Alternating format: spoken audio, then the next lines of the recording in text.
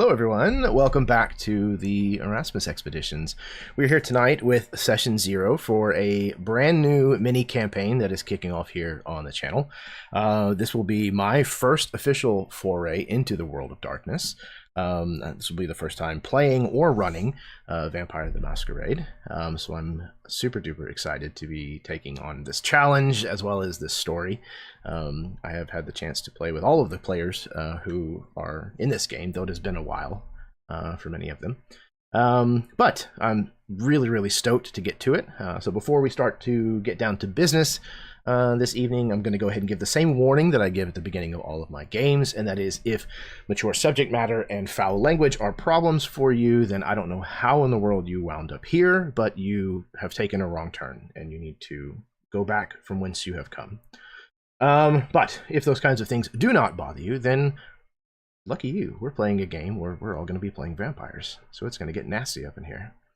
All right, speaking of nasty, I'm going to pass things over to my players so that they can introduce themselves and say what they might have going on, anything that they want to plug, and then we're going to get things rolling here. So, speaking of rolling, first off is Jose. Hey everybody, my name is Jose. I'm also known to it as Shadow Soldier PR, and definitely can't wait to play this. Looking forward to it, and I guess I'll pass it to Jason.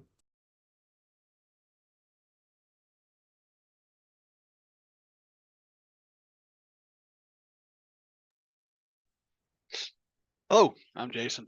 I'm just some guy that likes to roll dice on the internet occasionally. Tonight is something I've been looking forward to for a while now.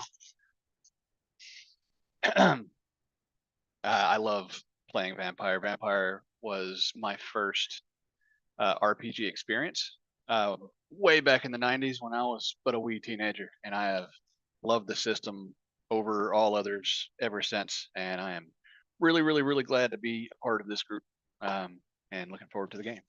Cool. Yeah, absolutely, man. It's awesome that Vampire was your first RPG experience. That's awesome.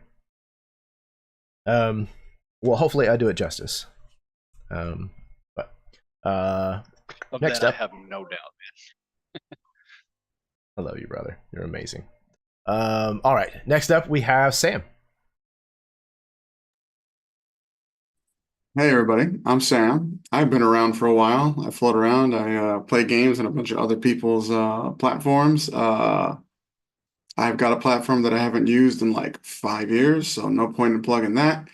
Looking forward to playing this game. I've been digging into VTM for a couple months now, so I'm glad to be playing under Jeremy in his first vampire game. Should be a lot of fun. Man, I really hope so. Hopefully I can do the system and the setting and stuff justice. So, all right. Last but certainly not least, we have Rory. Hello, everyone. Yeah, it's kind of like Jason, like to throw dice. Been getting into VTM fairly recently, but I like to play around with a variety of systems. So VTM is a solid system, fun to play, and I really love this subject matter. So very excited to have an experienced DM tonight from Jeremy. Thank you. Yeah, hell yeah. All right. Let's see. So, as we touched on, tonight is going to be a session 0. So first and foremost, I wanted to say thank you very much to Jose for deciding to reach out to me and ask me to put this together. Not only to run this game, but to learn a new system and to trust me to do so. That is huge. So thank you very much, as well as to the rest of you for agreeing to play in this under a greenhorn storyteller. So I appreciate that a lot. The purpose of our session 0 tonight is so that we can make sure that we all kind of get onto the same page as far as what our expectations are for the game, and to make sure that we can foster the best experience that all of us can possibly get out of this game. That's the whole goal, the whole hope here. So if at any point you have any kinds of questions or concerns or comments or anything about what we're talking about or what you've heard so far, please don't hesitate to bring it up and ask. I would much rather address it as soon as possible and find out how we can compromise if we need to, or at least get on the same page so we understand one another. If you're not comfortable in front of doing it on stream or in front of the entire table for whatever reason, please just reach out to me privately and we'll settle it there. So, okay. So, social contract stuff. I know, again, most of you have been playing online for a while, so most of you already understand this stuff, but I'm going to go over it anyways. You're on the honor system for rolling, whether you want to do physical dice or virtual dice. It does not matter to me. I don't need to see the result. I trust you. You're all adults, but that being said, don't be a douchebag and cheat. So, try to mute whenever you're not talking. Whether you do that locally here in Zoom or whether you do it, through your microphone or what have you. Just whenever you're not talking, so that way any kind of white noise doesn't distract. Take turns. Look for ways to shine the spotlight on other people.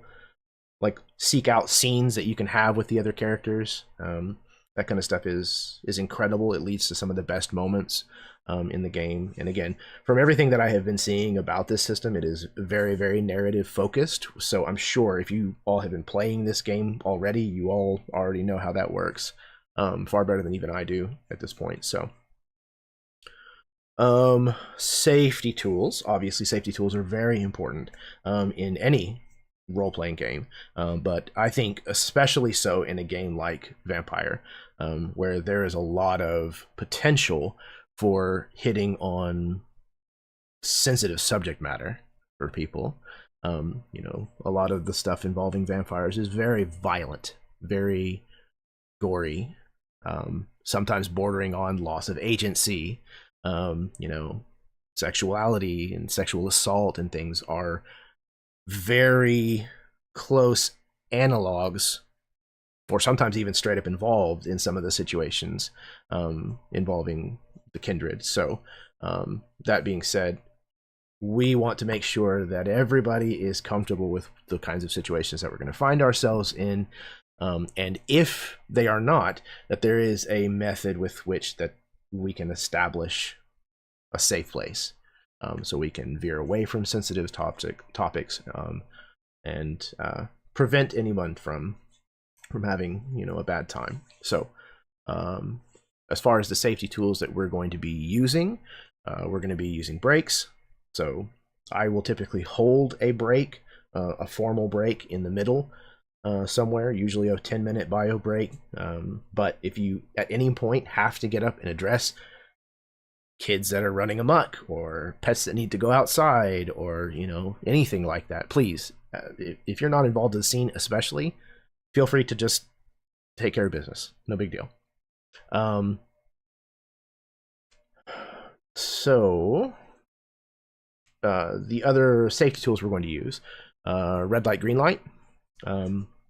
So if we get to a scene that is giving you some issue, if you're having trouble with the content of a scene or where it is heading, you can say red X, you can say red light, or you can type it in the chat, and that will let us know that we need to stop the direction that things are heading and change course.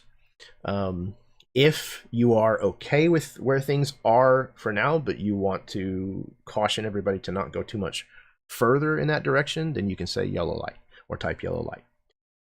There might be times when I will ask in our private chat, everybody green light, just double checking that everybody's comfortable with where we're at. So please use that if you ever need to. The lines and veils are also a safety tool that we're going to be using. We have a doc.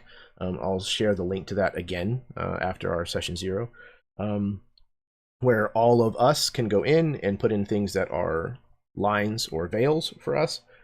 Veils are things that we will try to not ever make a strong focus of our story, but they might make an appearance. Lines, however, are things that will not make an appearance in our story whatsoever. We won't touch on them. So if you have those kinds of things, triggers for you, what have you, please put those in the lines and veils. And if at any point something comes up that isn't on the lines and veils list, please feel free to just bring it up with me privately or with the group, and we will adjust. So far, do any of you have any questions for me or anything else that we've already talked about? No real No, man. questions. No? Very standard stuff as far as session 0 goes. I'm all on board with everything you said. So. Fantastic. We have a few people tuning in. Go ahead. Sorry. Oh, nope. I just said same. I feel the same way as Jason. Same. Okay. Perfect. Good.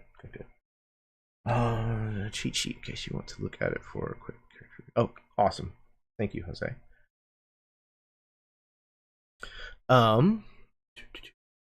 Like I said, we've got a couple people who are tuning in. Welcome. Watch me stumble along as we're gonna figure this out. Okay. What else? Okay. I'm sure that most of you by now are probably familiar with the kinds of games that I typically run. But just as a reminder to anybody out there who might not know, I tend to put a lot of focus on the PCs and on the story anyways, even when I run games that aren't necessarily as narrative driven. But it's kind of my goal as a GM or a storyteller to try to input as much as I can of what you have given me up front. I strive to do that as much as I can, especially where it works in conjunction with some of the things that I really want to see done or that I feel are important to the story. So because of that, I tend to ask for a lot of homework up front from my players in campaigns that I run. And that's going to consist of at least one PC connection. So I want you to establish at least a connection with one of the other PCs within the party. At least one NPC connection. So other than your sire, I would like for you to create an NPC character.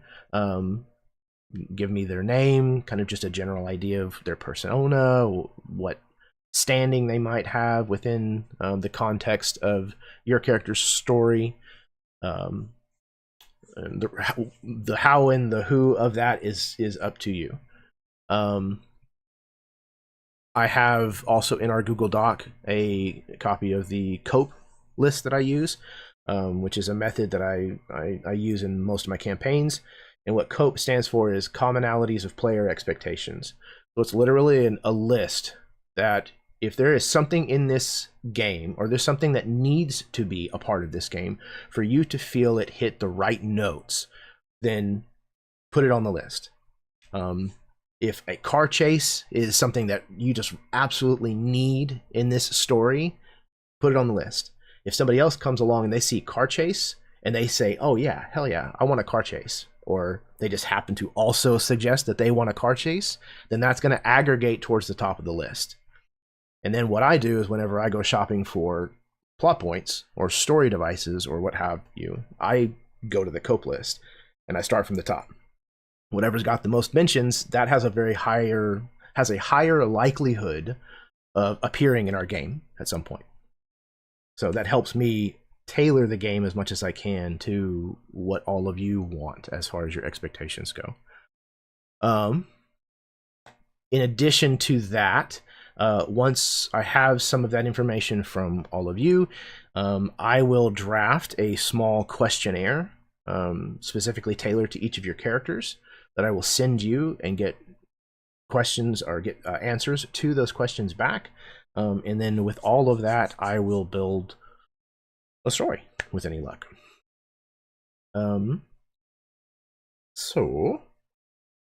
Any questions about any of what I just went over there?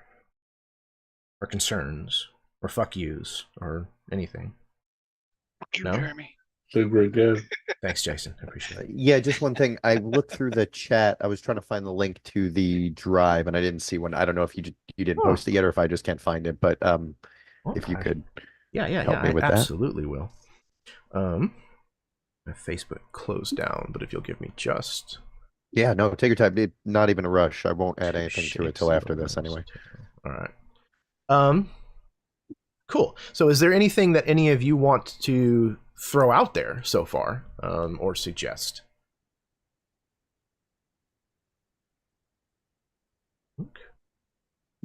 No, I've Nope. got nothing really to add. Yeah, I can't think of anything at the moment. Okay. Yeah. No worries at all. All right. Shh. With link can edit, copy, done. I'll say that And- me and Sam or Briggs do have a long-term link up in our backstory, so we just Character have to connection. write that up, I suppose. But we have a Perfect. connection developed. I've seen a few mentioned in some of the stuff that I'm kind of getting from all of you in the background as far as your characters and stuff go, which is good. That seems to be kind of the instinct that you guys have as a group anyways, which is perfectly on point. Yeah, I highly encourage any of that kind of stuff. And you don't have to have only one. Like, if you want to have multiples, that's perfectly fine too. One of the things that I wanted to make certain of is that all of you have a reason to have been in Chicago even 100 years ago.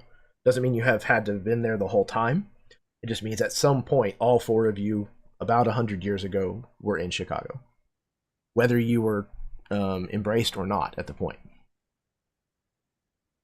So, as long as you can work that into what you've got planned for your character, then we should be copacetic. Do you want us to mention those now, or is it going to come up later? It'll probably come up later. Okay. But I mean, if you want to throw anything out there, then please, you can feel free to do so. I just think it's very fun, at least for my character, just because my character is the real H.H. Holmes, who never got caught and set someone up. So that's why I was in Chicago Which is during the amazing. Chicago's World Fair. So and I was in that time period there. So Perfect. I love that. Anytime where you can take like real history and kind of like give it a twist of like fantasy or a twist of, fiction, it's always a lot of fun. And again, for a vampire game, what a perfect son of a bitch. Like, Sam, what was your character's name again? my character's name is Brigido, but everyone calls him Briggs. Briggs. Yeah. mhm. Jeremy, what setting are we playing so that way people know? Oh, great point to bring up. Yeah, we're going to be playing in Chicago. But I'm going to do my damnedest to try to stick to the positions and the established like social structures within the world of Vampire. But as far as like Chicago goes, like it'll be an entirely different cast of characters. They're all going to be characters that I've created myself. The lore that I have seen for this game is fantastic, but it's taller than I am. So it's going to be a hell of a lot easier if I just invent my own NPCs, so I know their own motivations and how they all work and relate to one another, and I'll be able to bullshit a lot easier that way. Yeah, Chicago itself is a pretty like established like setting, city setting Yeah. in the game with just lore going back literal decades. Actual decades. It's a bear. I don't blame you. Yeah. So yeah, as long as I'm not stepping on toes too hard, I think we'll be okay. I am still currently learning the rules. That is something that should be stated up front. I am brand new to this system. I'm brand new to the world of darkness in general. I've created a character once upon a time, like literally 25 years ago at this point. And we never got the chance to play. So I am so excited to finally be able to get into this pool. But I know there's going to be times that I'm going to get things wrong. It's just the nature of the beast. So please feel free to gently correct me If for some reason I'm doing it on purpose, I'll let you know. And there may be times when that's the case because, whatever. That's just how I do things. But it will always, if I ever change the rules, it will always, always, always be in the service of either the story or your experience as players. I will never do it to screw you over. So It's one of the things I really love about this system in general, though, is it's so open. You don't Yeah. have to have encyclopedic knowledge Good. of everything written in the book. It is very open to interpretation on how almost everything works. It makes me very happy. And I think, I think that'll ease the burden on you quite a bit. And I think it's safe to say that we're all still learning. This is a new version. I mean, it's been out for a couple of years now, but still a new version of Vampire. And even the old Vampire vets aren't like as fluent in this one as they are everything that led up to it. So I wouldn't worry about that at all, man. Perfect. That puts a lot of my concern at ease. Yeah, it's mainly about storytelling, and you're definitely great at that. So, Thank you, Jose. I appreciate that. Well, I hope that certainly holds true for this. Cool. So I know that I blitzed through everything really, really fast, but that was all of the stuff that I wanted to make sure was covered. So at this point, if we just want to maybe go round robin and introduce kind of who you're going to be playing, tell us a little bit about your character, whatever you feel comfortable disclosing at this point. We can kind of kick the ball back and forth. Whatever order you want to go in is fine with me. I'll just go ahead and jump in real quick. I'm going to be playing Tristan Reeves. He is a Ventru security specialist. He was a World War I soldier, came back. Well, part of him came back and fell into some bad elements in Chicago's underworld, and was later recruited by the Pinkerton Detective Agency to infiltrate some of the underworld for the federal agents. That led to his embrace in the late 1920s. So I've been around, I will say mid 1920s, 1924, since we'll give it a good even number there. He runs security and is basically what you would call a hound for Chicago's sheriff. Very much a deputy type, which will lead us right into everything going on here. I do have a connection with Rory's character directly, but we can get into that as we get into it.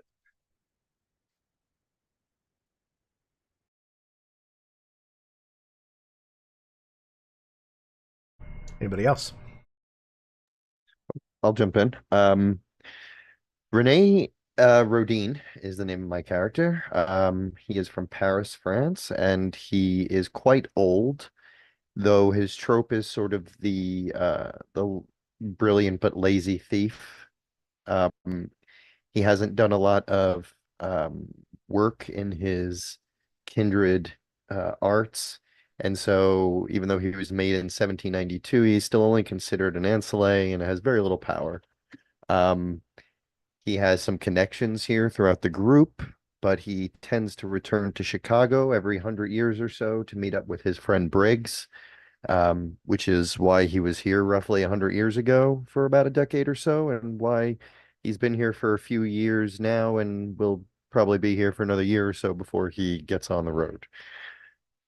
And I think that, one thing about him, he's kind of spent a lot of time in a shape-shifted form for a few decades and lost a fair amount of humanity and sort of ended up going hungry for a bit and spent some time in a torpor. He decided he'd never do that again, and so he's made strives to improve his humanity, getting it back to a reasonable point. And it's very important to him that it stays there. Yeah, I'll Rory? jump in. Oh, I was just going to ask Rory, you're a gangrel, right? I am sorry. I should have mentioned that. I am a gangrel. Excellent. Sorry to No, interrupt you. no worries. So, like I said, I'm playing Briggs, Toreador, created in the mid 1700s, maybe, somewhere in that time frame. I've spent basically my entire life in the Americas, the sired by an old Aztec vampire. The I spent some like Renée said, I spent some time with him when he first came over. I was the individual who found him in his torpor shapeshifted form and kind of helped him regain some of that humanity as like a project. And now he helps me in my spirals, since Briggs has a tendency to get lost in his creations and tends to like to use them to hunt and trap and eat human beings. That if you do that for too long, that ends up making him a little bit less human than he would like to be. But hence why I was here about in Chicago about 100 years ago, and I'm back here again to meet my friend, and also I've got a hotel set up. Was wondering if I can get away with the same thing twice. We'll see.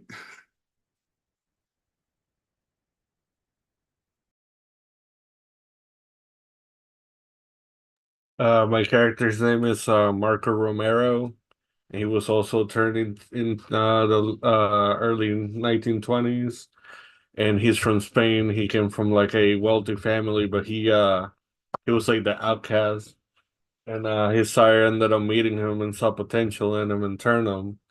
And then they went to New Orleans, and for all intents purposes, he looks like he's a Tremere, but he's actually a Cato. No, not a lot of people know about that. And in New Orleans, his sire wasn't happy that he wasn't up to his expectation when it came to blood sorcery and all the arcane arts in general. And he ended up meeting Renée, and he liked the gangrel style of being nomadic and moving around. And he ended up train hopping for a while, eventually ending up in Chicago, where he met what's your character's name again, Jason? Murmur. It's Tristan. Oh man, I didn't see anything. So yeah, he made Tristan, and I think for now he's just been around Chicago. He kind of does like mercenary work. He likes hunt at Kindred. That's the thing he does. So he hunts fellow kindred. That's interesting.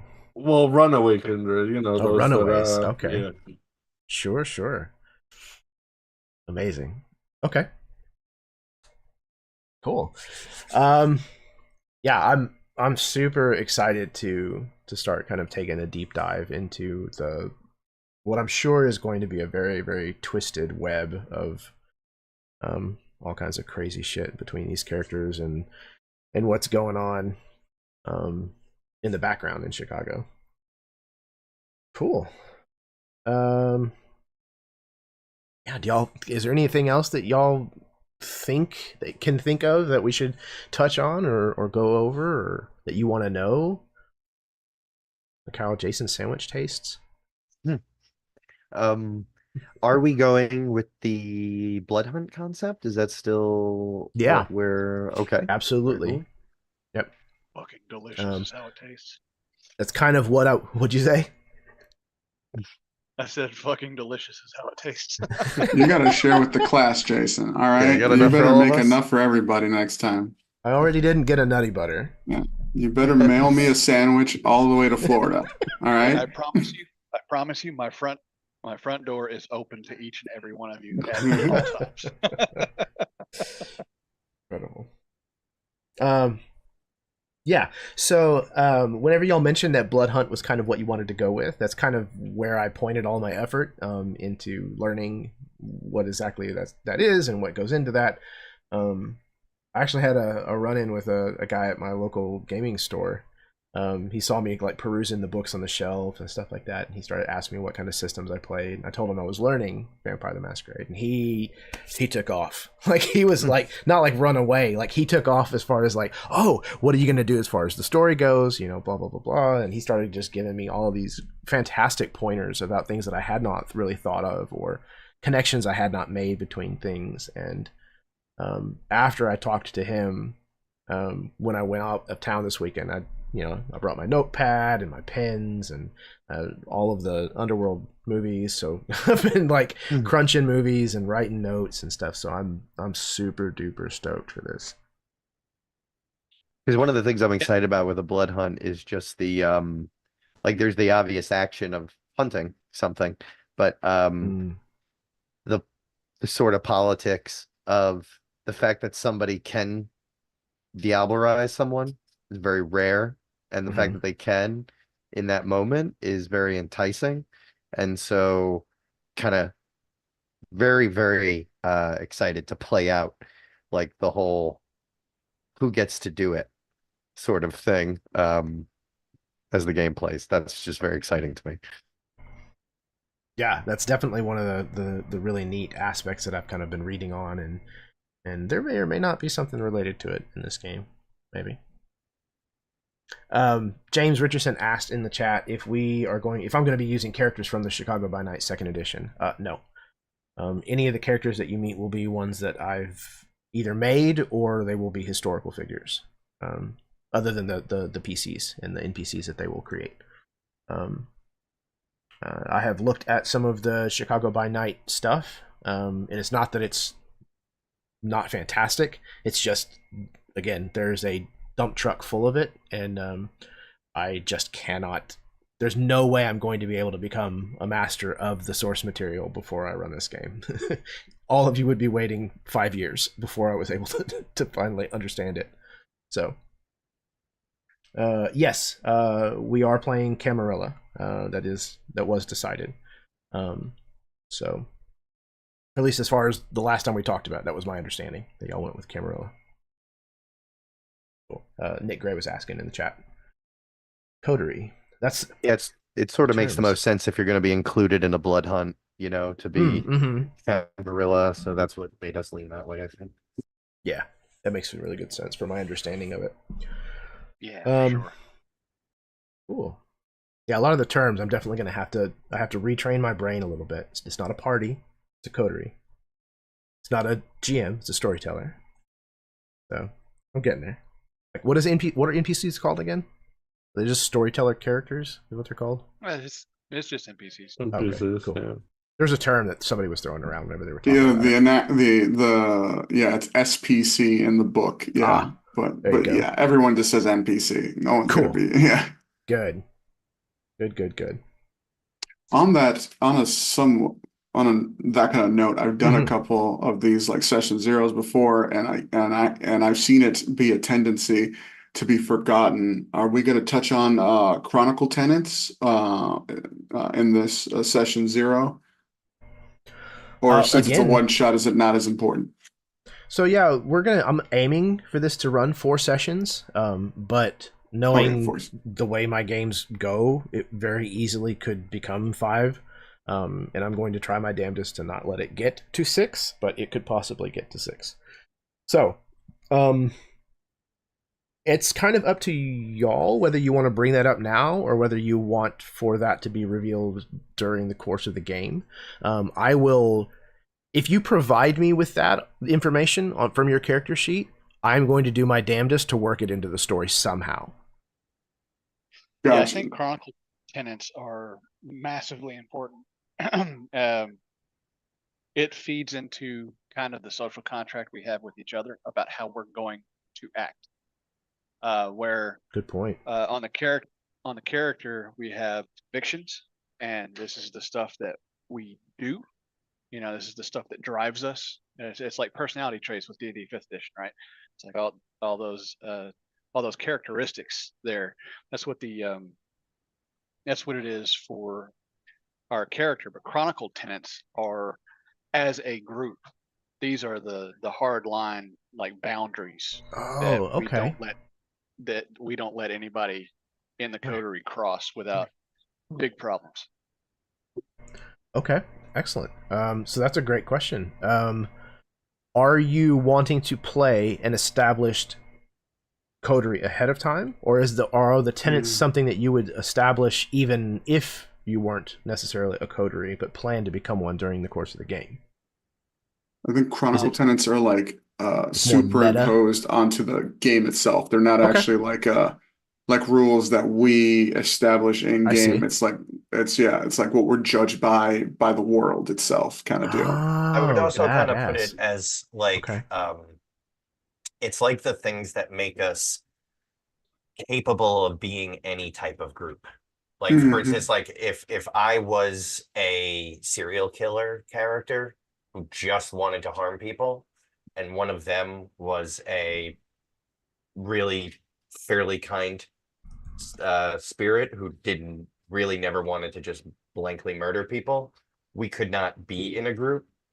And so Perfect. Okay. that would violate this theoretical chronicle tenant. So we make these chronicle tenants so that we'd all say, oh yeah, my character would also never do that. And then once we all say that, that means we could potentially be a group because we don't violate any of each other's biggest taboos. That's And it gives you a fantastic plan.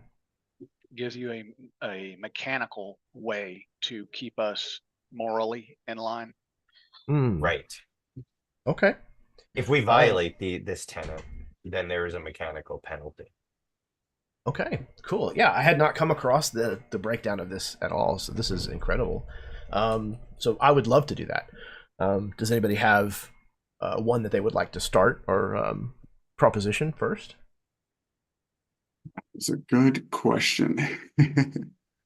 I Says the spoke serial with killer. Rory a couple of weeks ago. This is the serial killer. Yeah. I spoke with Rory earlier when we were putting all of this together, and we kind of hashed out like a very loose framework for why we know each other and why we work together from time to time. And I think in light of that, we can get into the nitty gritty of that as we go on. But the big thing that I got from that is never betray your own, is what I would say. Okay. I like that. Never betray your own. Okay. Yeah. On top of that, you can I'm also like always have your back or something like that. Yeah, we can call it whatever we want to. I mean, the sentiment I think is pretty clear though. How strict is the your own? Do you just mean species as far as kindred, or So this group, the coterie? Yeah. Specifically these 4 vampires? Yeah. I would, in this case, I would say it's us 4, but I would say theoretically, it's like us 4 all have this theory that whoever you're with, whoever you've agreed to be with for the time being, you be loyal to them. And right now it's this 4. Yeah, whoever you pledge yourself to, they deserve your loyalty. I like that. So like we couldn't like just straight up like betray like the prince and the without penalty from, well, not just the prince but from the setting itself, right? It would incur stains. Right. Also probably touchstones too, right? Those would be our own too. Yeah, never betray them. I think that would especially like play into the other 3 as far as their relationship with Tristan goes, because Tristan is such an established part of not just the court of Chicago, but its justice system. And really, who really trusts a cop?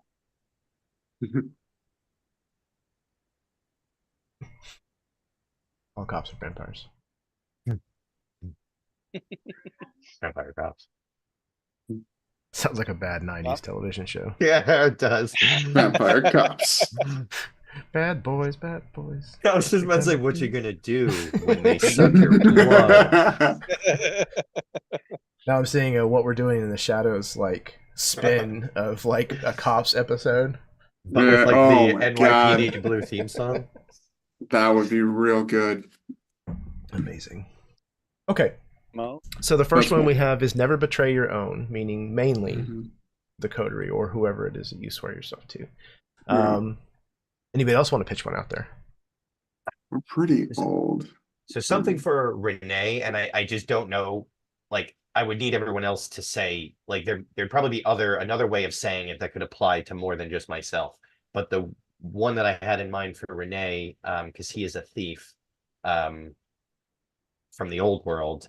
And so for him, like one of his personal tenets is when you do something, you do it to succeed and you plan it and execute it 110%.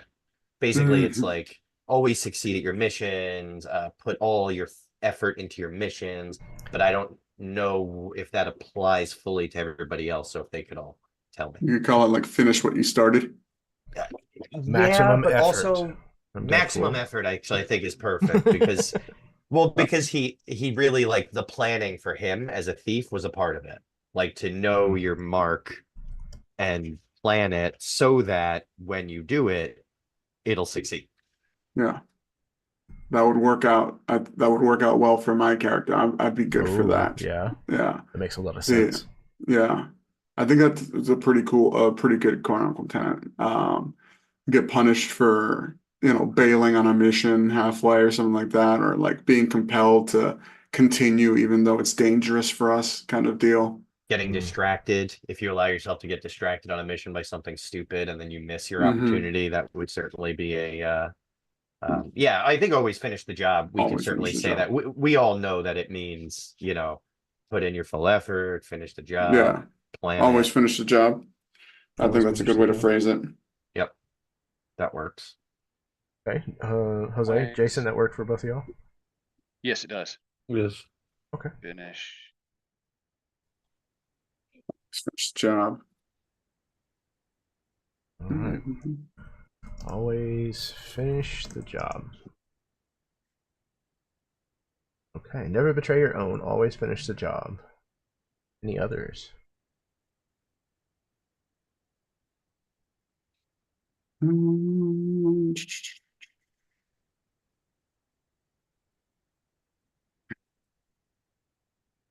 I was trying to find examples of it in the book and I can't find the page for it. Hmm. What, for tenants? Yeah. What page is it where they show the examples? Like, so that usually helps, give me some brain juice there. Trying to think of something that would help So- dictate the way we're expected to interact with like resources within the city. You better You know what I start mean? looking. Like NPCs, both Kindred and Kind. A tenant in that direction, I think, would be 172, Sam. 172. And Thank Jose you. brought up in our chat about doing anything with innocent people or not. So those two might tie in together somehow. Yeah, that's true. Hmm. Innocent would include NPCs, My- certainly. My only thing is with Tristan, I don't think that he would necessarily believe in innocence. Innocent would be a difficult concept for Briggs. So I feel you.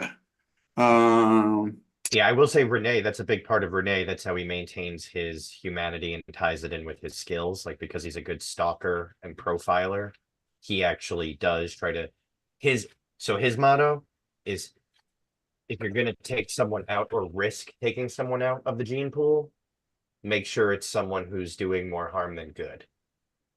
And that's how he hunts. But having someone else feel the same way about prey isn't a requirement for him being friends with them. Interesting. Hmm.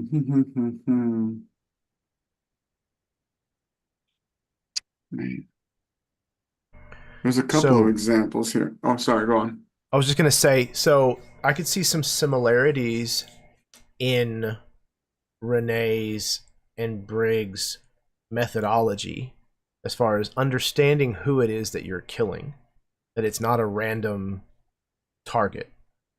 You know, there's a reason. That's actually how we interact. So Yeah. because his Oh, traps are perfect. well Okay. planned, but the problem with traps, both in real life, like the reason why we have a lot more regulations on trapping animals than we do shooting them, is because it's indiscriminate. You set a trap, it could be meant to catch a bear, and it could catch literally anything else and catch them in a very humane, very inhumane way. So that's his history, is setting up traps and not really caring who falls into them. But I sort of act as like a shepherding dog and try to make sure that the right people go into his little houses of horror. And I sort of like basically insist that he hunt my way without actually affecting him in any way at all, because people still end up in his traps, which is all he cares about.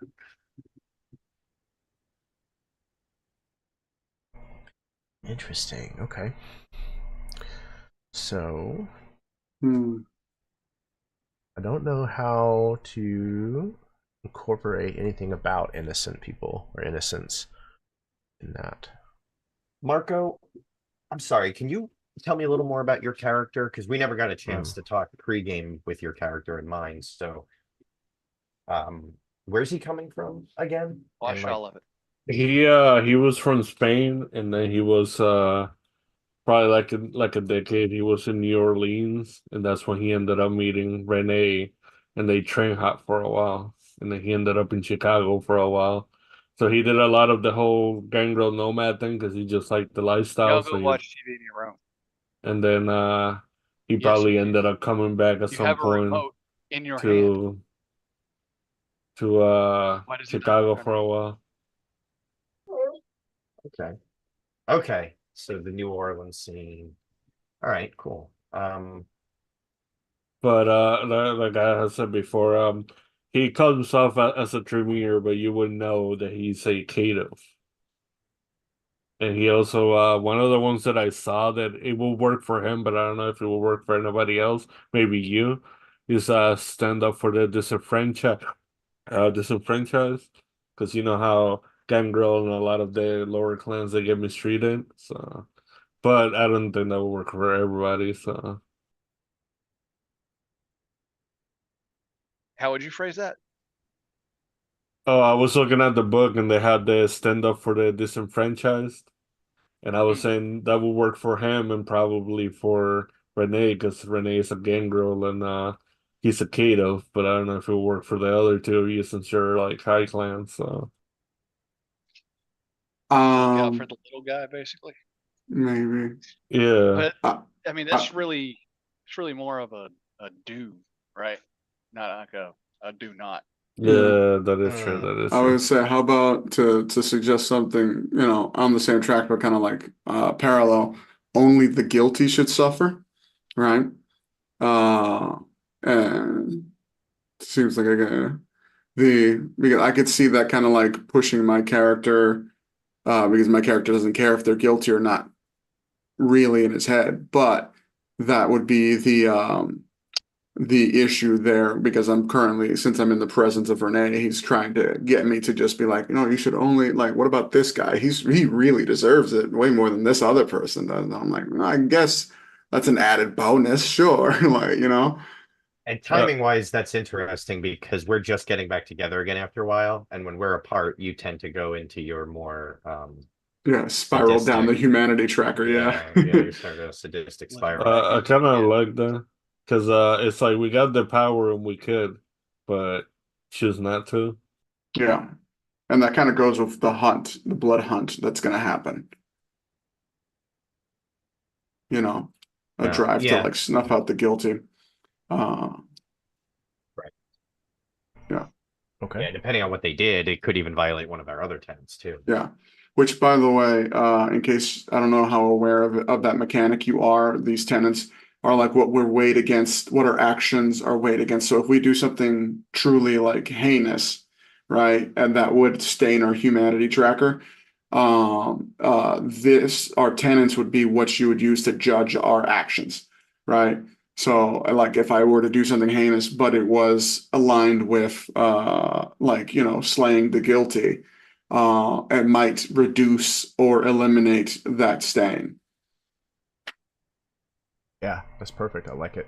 But if we do something that isn't heinous, sort of on the counterpoint of Go brush that, your teeth. Hmm. that isn't morally heinous to you, but Mhm. does violate the Chronicle tenets, Hmm. then we would acquire a stain from that, even if it doesn't seem like something that we should. Exactly, yes. Because we Perfect. violated the rules of Yeah. of the moral compass of the setting. If some cop came and asked me for information on Briggs and I gave it to him, then even though Briggs is a murderer and giving that information to the cops may seem morally correct to you, the storyteller, I violated our tenet. Yes. Mm-hmm. Got it. Yeah, that's fantastic. It's a great tool. So we're going with only the guilty should suffer. Does that work for Tristan? He's a venturer. I just wanted to be clear. It seemed like Jason was trying to Oh. talk to his kid, so I just wanted to make sure that he Mhm. had a chance to hear that. I thought I was muted. I apologize. No, you're all No, good, no, man. it's fine. You're fine. Yeah, no, that works for me. I mean, if nothing else, like again, I am like all in the Kindred justice system, which is not much as far as justice goes. But when the sheriff or worse yet, the prince says you're guilty, you guilty, and you will suffer. Mm-hmm. That makes sense. Yeah, I like that. And the great thing too is these are written in such a way that there's a vagueness about them. There's a Mhm. interpretation, to them. Mhm. So it's kind of about how your character chooses to, or how you choose to see that through the lens of your character, which is really interesting. Yeah, it says suffer, not can't be drank from. Right. Yeah. All right. I gotta change my traps then. I could set them to suffer instead of kill, for sure. Set phases to suffer.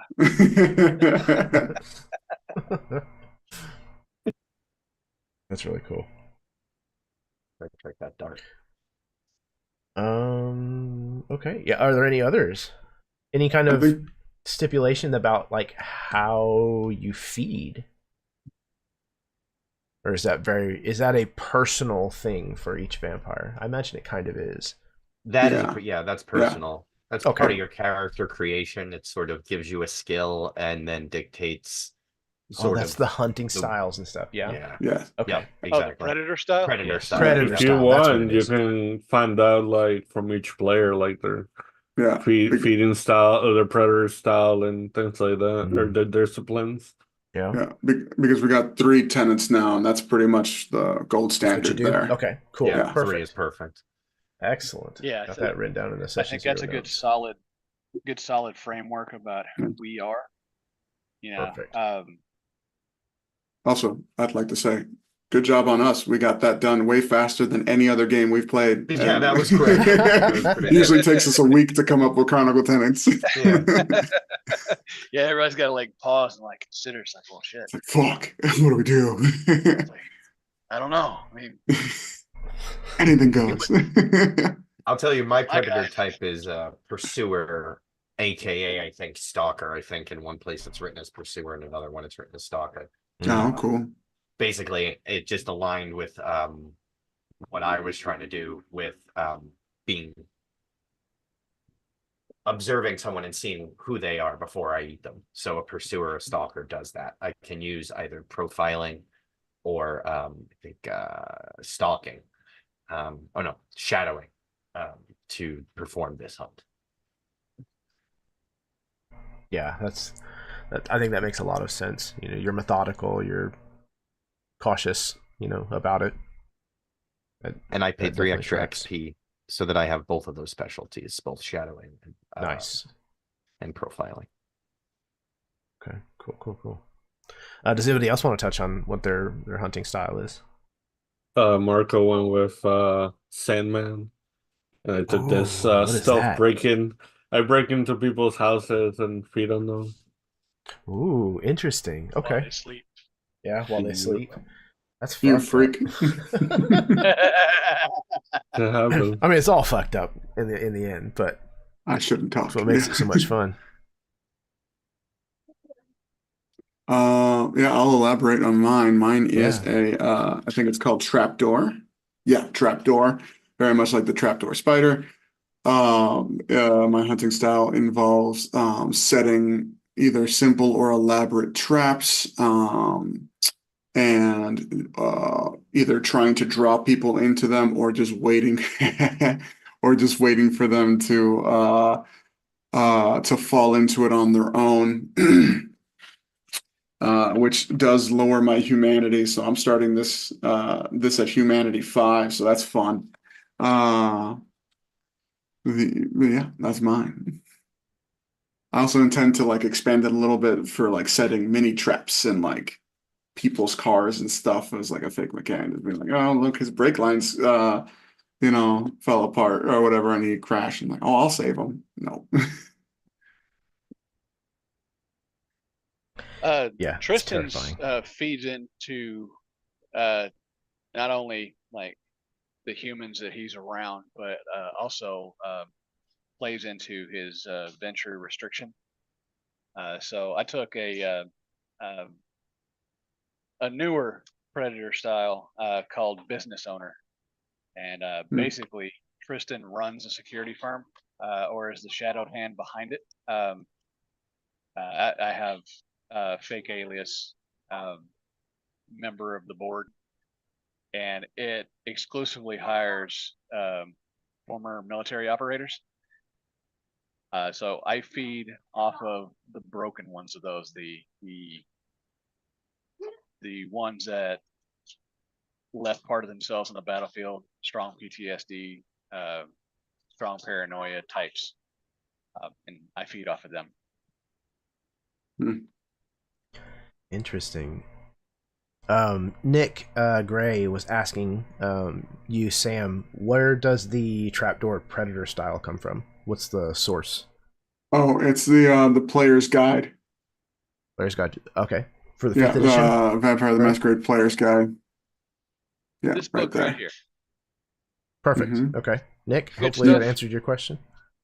Outside of the core book, this is essential Nice. to a collection.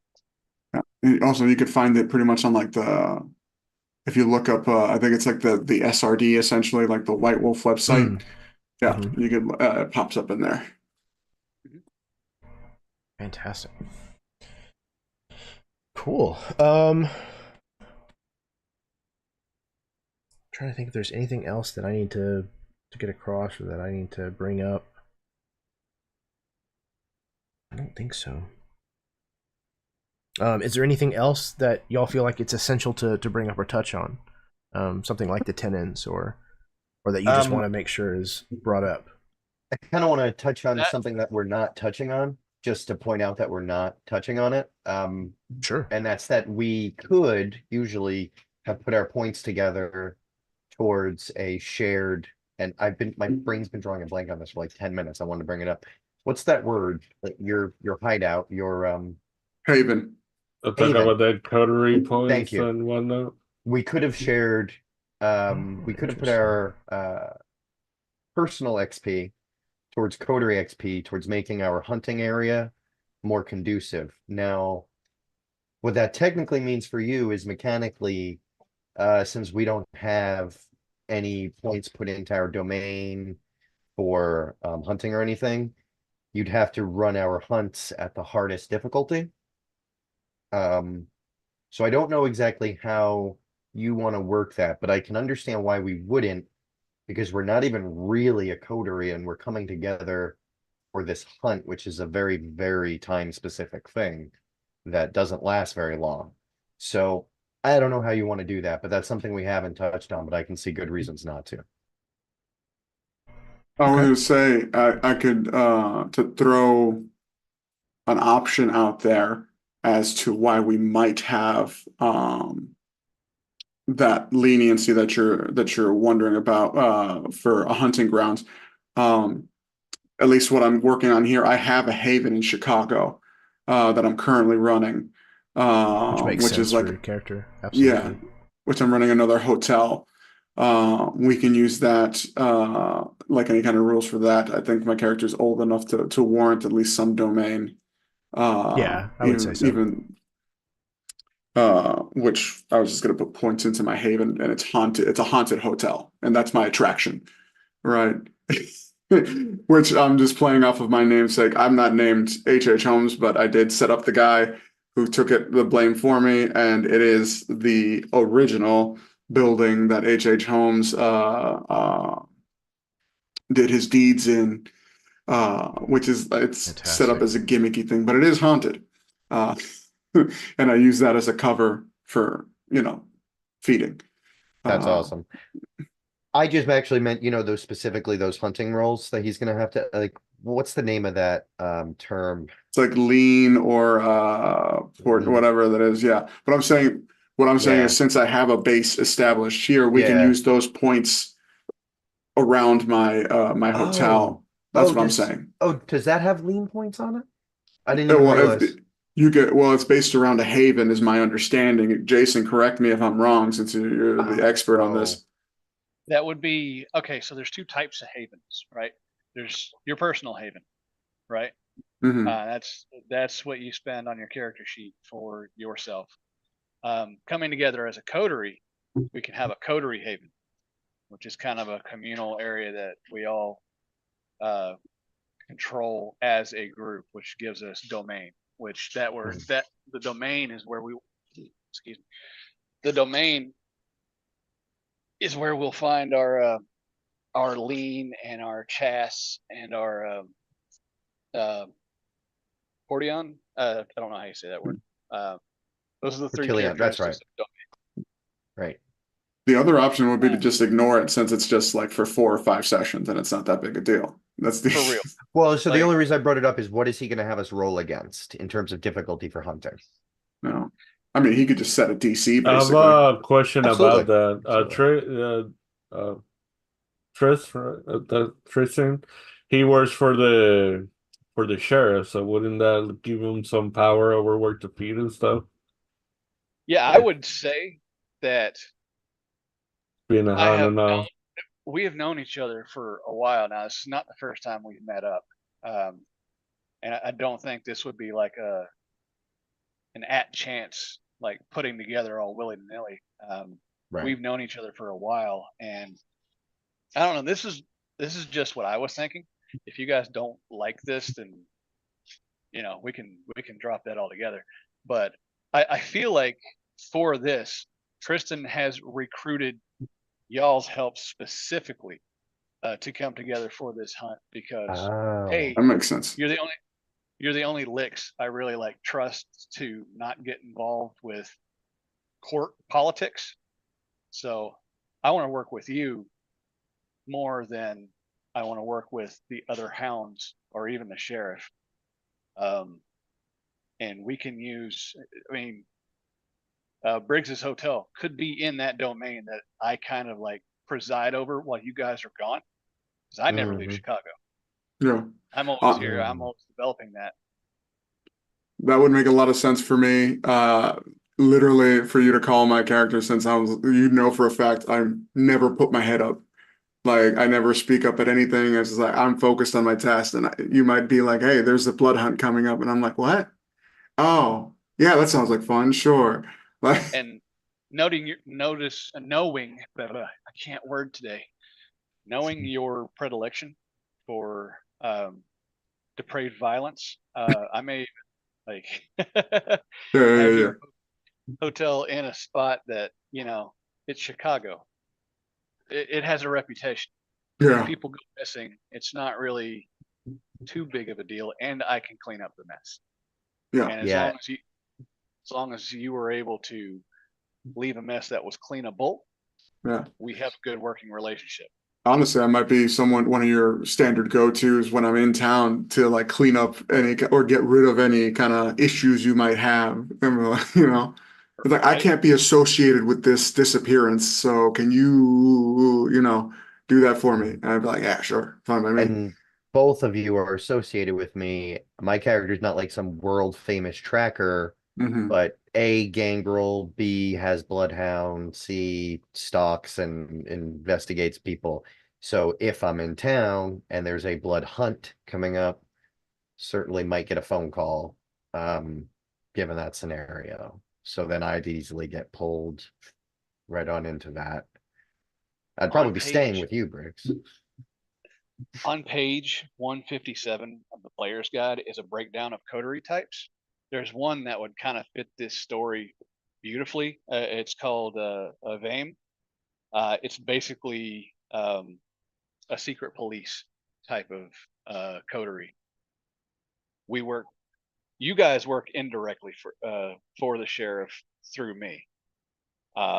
And we would get domain that way. We would get a couple of points of influence and status within the Camarilla that would help protect us from unforeseen or unsavory circumstances that might pop up during this hunt, including its hopeful conclusion.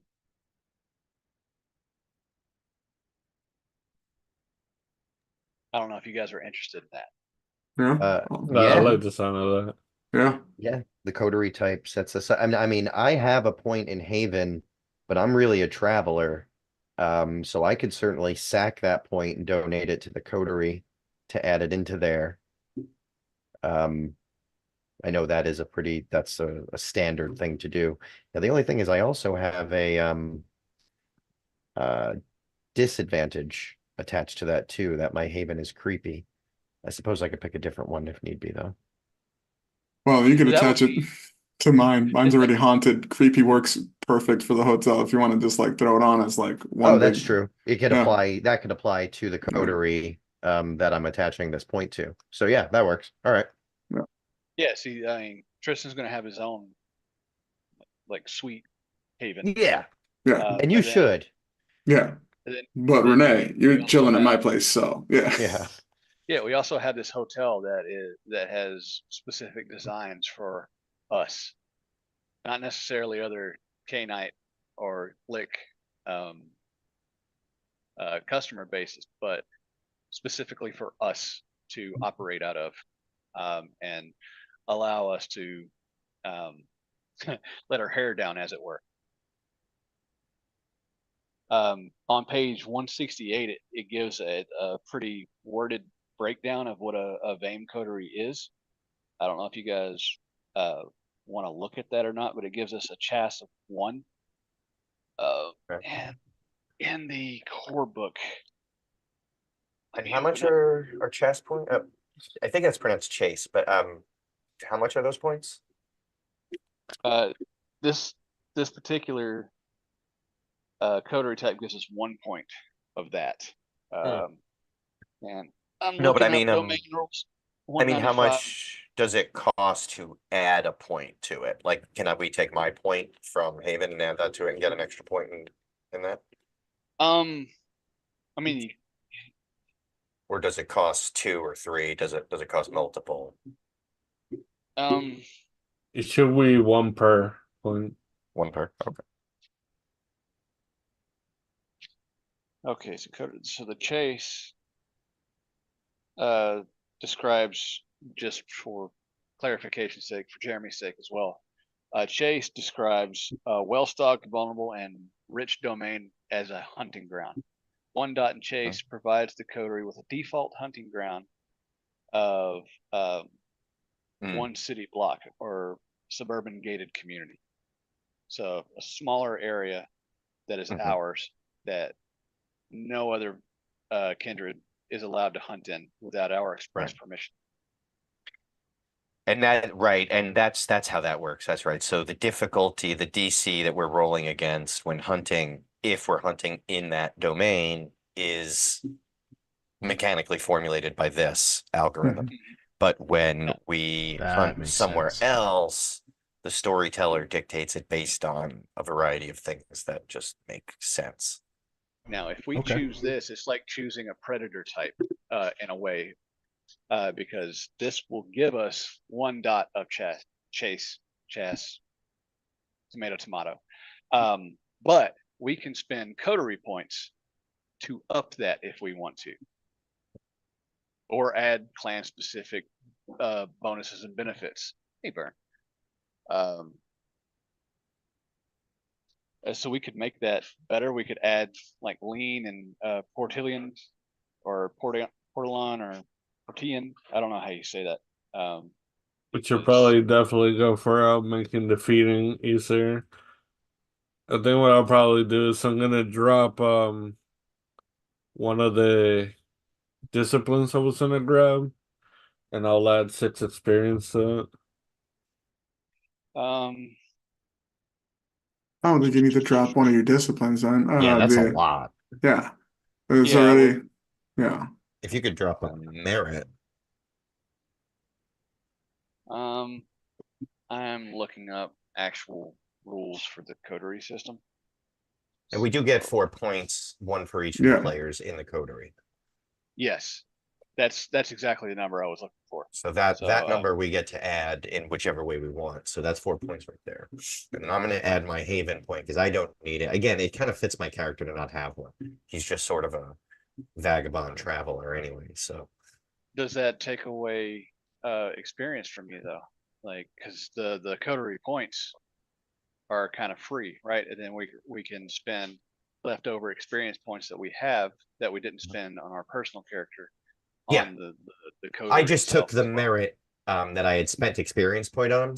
Just took those experience points back and Okay. putting them into the coterie instead. That's all. I'm just basically dropping that. I have a And question. Those coterie points, how do they spend to buy dots? Is it the same where you need 3 to buy 1 dot, or is it 1 dot for 1 dot when it comes to It's coterie? 1 dot for 1 dot. Oh, Yeah. Oh, I then mean- actually, I guess I'm donating 3 dots then because the merits cost 3.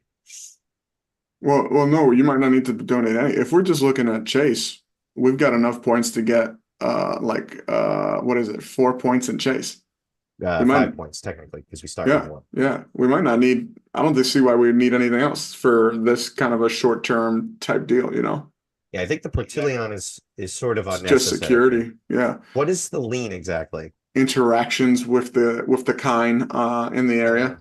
So that could weigh in. I mean, we certainly might need to press people for resources, and in the nearby surrounding area, having some dominance would certainly help. But I see your point. We could flesh that out, the lean, with like backgrounds, like adding influence in the area. Influence deals with the power that you project onto the mortal world as Mhm. vampires. It could be retainers, it could be contacts. In I guess a rare case, it could be an ally. All that can be like interconnected to make that work. Jeremy, are we losing you? No, man, I'm keeping up. I'm Excellent. holding on by a leash, but I'm keeping Right. on. I'm keeping up with you. No, I think all of this is terrific. It all sounds like things that is going to give me a better idea of what resources I can tax and what I can use to turn the screws on you, which is always good stuff for me. Mhm. Yeah, my vote goes, we already got the 1 dot in it. Just put it all in Chase, and then we could figure out the interactions of humans and stuff. I think it's more fun. Well, you're still going to get 3 dots from me, or 3 Okay. experience points from me from my Haven because I don't need. I didn't even want to pick it to begin with. I just Right. didn't figure You out what can else put to the- give. Oh, three because it's a lean. flaw. Because Yeah, it's you a can- flaw, right? You can put the 3 in lean then, and then that's 4. Yeah, exactly. Yeah. So I mean, we could drop those in lean, so we have lean and Chase, and then call it a day. Cool. Who wants We can to also- keep track of the coterie? I have a Word document up right now where I'm writing all my stuff. I could certainly put that at the bottom of the page. Please And do. The additional dots in Chase, that is just the size, or is that also like It can be interpreted really either way you want. Basically, the more dots you have, it should be both larger and better stocked. But you can Okay. interpret whether, like, in certain areas. So, all right, let's put it this way. Let's say your domain was Central Park, right? It's kind of nobody lives there, so you would just basically get bigger as you added Right. points Yeah. in exponentially. But you Yeah. could be doing Long Island, New York, and then into Queens, and it might be a block in Queens is equal to a town on Long Island. So Mhm. but it's really about food source. It's about how many humans Yeah. you have to feed on. So based Gotcha. on the story we're Okay. going with here, I would suggest going heavy on the density instead of the size. Sure. Yeah, Makes sense. especially with a hotel, highly transient, people in and out all the time. It makes for easy hunting. It's the That's true. idea. There's kind of that third variable of ease. So Yeah. you Yeah. could say like something's the same size as something else, but one is worth 1 point more in chase if it is the other side of the tracks and the police never go there. Right. Yeah.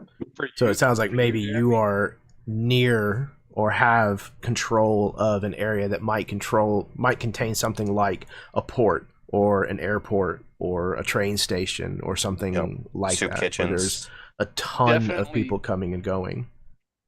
Definitely an access to public transportation would Yeah. be a great boon here. And for you mechanically, what chase would mean is 1 dot gives us a difficulty of 6 to hunt, right? Each It's dot hard. we put in that, yeah, reduces that by 1. So if we put 3 in, our difficulty would be 4 to hunt. Much better. Yeah. Okay. So our lean is 4, our chase is 5, and our Portillion is What? 1. Quick question on that. Where is it? Like what would we have as our group haven? Well, given what this hotel is, I wouldn't say Oh, it's wait. downtown. Is it at the hotel? Because that's Yeah, his haven. That's what I was suggesting. It'd be the group haven. Doesn't mean you guys have to stay there, obviously, but Oh, so you just want to take this territory and put it over your building is the actual Yeah, building, it- but Yeah. the territory around Yeah. it is okay. It Yeah, that works. encompasses his building. yeah. Which, if you want to write it on your paper, is this the H.H. Holmes Hotel? Okay, so group haven is the Maybe we have like a couple of dive bars in the area. Maybe Oh, yeah. there's like some diners that, Yeah. that And it's a touristy spot. It's meant to bring in like as many dark tourists as you can get, that kind of I'm stuff. writing down H.H. Holmes Hotel and Tourist Trap, Yeah. Tourist Trap region or Yeah. district. we got to be District. careful with the tourist thing though, because with more tourists comes more eyeballs. If Susie Q from Kansas goes missing right here, family decides it's like, hey, what the hell's going on here? Look, that Tristan, could be bad. Tristan, I like you a lot, but this is my artwork, so back off of it. All right. For sure. All right. So using the hotel though, I like that idea. Using your haven concept. Yes. So we will. So I'll just go ahead and throw, because there's one thing from my sheet that is relevant to that in that it's creepy, and there's one thing from yours in that it's haunted. So I'll compile those together Mhm. and put that it is both haunted and intended, Yeah. as Oh, intended, creepy. and by the way, just so you guys know, I've put points into the haven part of it for cells. So there is technically a dungeon that can hold people with difficulty 5, in case you guys want to use it. It's there. So you guys know. Nice. And Jason, you were talking about your character having like a suite, like a penthouse. All right. Yes, I was. Yeah. This would probably be an upper scale, like high-rise hotel Okay. that my sire has, if not direct controls, then a controlling say Hmm. in its board, and I would have a haven there. Okay. Perfect. So yeah, like maybe even in the same area that we're kind of talking about, this place with a lot of transient travelers coming and going. Again, a hotel makes a lot of sense, both on the touristy end, but also one where it appeals to an expensive clientele, or even like you were talking about before, even possibly Kindred customers as well.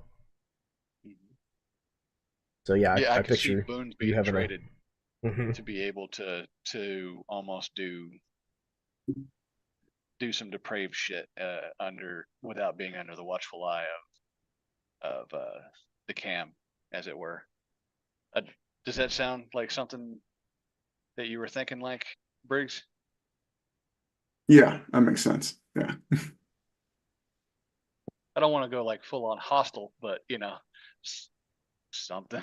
No, dude, I love it. I've been in Chicago for a little bit now. My character came back. I can't remember. I worked out a timeline with Rory a little while ago, but I've been chilling out in Chicago for a while, for a number of years now. I like the idea of it just being like, yeah, like, well, have fun at the hotel kind of deal. Yeah. Like even so much as the point is like maybe the prince is just straight up like, well, you did a bad, but don't worry, we're not executing you. You just have to spend a night at this hotel. Good luck. Like kind of deal. You guys give me a name and a picture, and I'm like, sure. Hell yeah. So I've got the domain is the HH Homes Hotel. Mhm. Spooky tourist traps surrounded by dive bars and diners. Now I'm picturing Guy Fieri as a vampire. That'd be hilarious. We're I going can to see laser that tag. happening. His fangs are actually just the size of his handlebar mustache. Just Oh, so So he's a walrus. he only eats greasy burgers though, so everybody's fine. that is They're blood infused. Yeah, raw. there is a predator type where instead of blood that you feed off of like gobs of flesh. Yummy. Oh Oh, yeah. I'm adding a machine shop for sure in here. So This he's is a Hakata. That's where I'm putting those extra points. Machine shop. Sorry, I'm upgrading the Haven. Oh, yeah, you're all good. And I was like, I got 3 background points, and I was like, what do I do with them? And I was like, oh yeah. I was looking in the player's guide. There's a background or a merit called machine shop that you add to a Haven, and that's right up my alley. So I have a large machine shop in there as well that I use to build all the traps. And apparently, with a 3-dot machine shop, I could have an incinerator or Oh a my large God. car crusher or compactor if I want to. I'm a little scared how Good excited grief. he is about this. Yeah. As a terrifying in person, that like me context. as a human being, Sam, I love machines and like how they do things. And this is like the dark side of my brain being like, there's so many things that they can do. Yeah, I think that's mainly the appeal with vampire stories in general, especially where vampires are the protagonists, which is not super common. So it's exciting to kind of explore the darker side of your nature, to engage with that a little bit in a safe way. So Yes. Okay, so do we want to get to the actual point spending?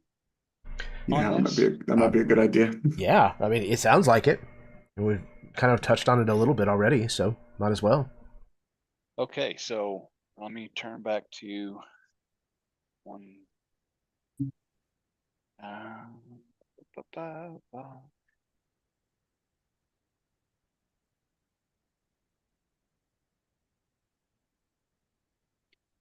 Okay, so those are prerequisites.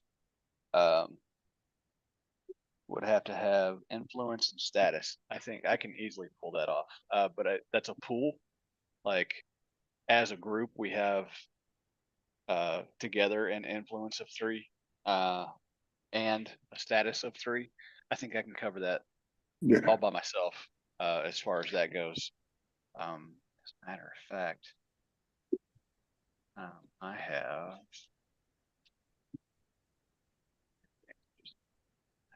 already have 1 in status. I could spend some XP to bump that up to 3 and get some influence as well.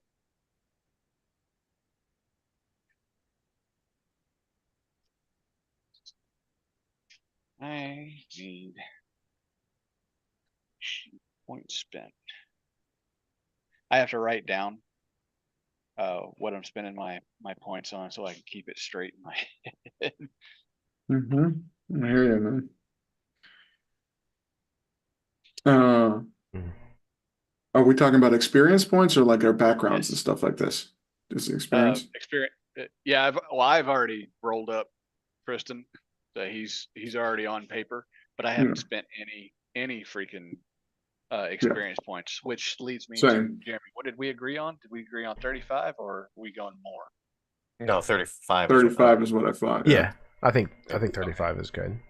On Seems to that be- point, I'd like us to be somewhat balanced. Are any of you guys like heavy hitters, like close combat guys or anything like that? Or okay, Jose, you're always good for close combat in VTM. It looks like When I'm Yeah, it was a little tough because I had to spread my experience because I grabbed blood sorcery, but I'm pretty much good at tracking and I'm also good at ambushing people. Like I turn invisible, I got claws. cool. So Because I yeah. was I'm Yeah. not bad in a brawl, and I'm even more decent when I'm shapeshifted as in a brawl, but I'm not great. I probably don't have the same number of dots as Jose does. I was thinking about just dropping that all together and sticking to machines and firearms, if that's cool with you guys. I think that sounds fine. Yeah, whatever style you want to do. Tristan is a soldier, so I'm decent in a brawl. I'm pretty great with firearms, and I'm pretty good melee as well. Are you legit? You said you were a soldier, right? Like legit Yeah. a soldier? I Yeah, might be able to I'm- make you. I might be able to make explosives for you. Okay, in that case, I'm gonna drop melee altogether and Or fire breath rounds. oh yeah, fire breath shells and stuff like that, yeah. Is anyone a face? I'm guessing Tristan probably, or no. Probably me, yeah. I'm going to be very background heavy. Okay. My skills are fairly specialized, but most of my stuff is exactly in backgrounds. Okay. Because I do have a pretty fair amount of manipulation and persuasion. Just a heads up. I'm a con man too, so like I guess mediocre. He's good at decent at line and decent at intimidation. Then the rest is like fighting, and then his blood sorcery, which is mainly I can track. There's this ritual where I see like a light ribbon and I can follow people that we need to find. Another one that I have is that if I taste somebody's blood, I can tell like their generation and who their sire is and things like that. So get information that way. cool.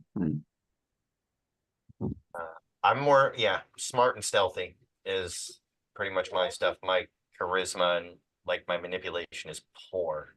My charisma's okay-ish, but don't really have any significant skills in there. Okay. Cool. So it looks like we fill in each other's gaps here pretty well. With some overlap. All right, cool. So now the question is, do I want to put in a lot of points in skills or a lot of points in disciplines? Fuck.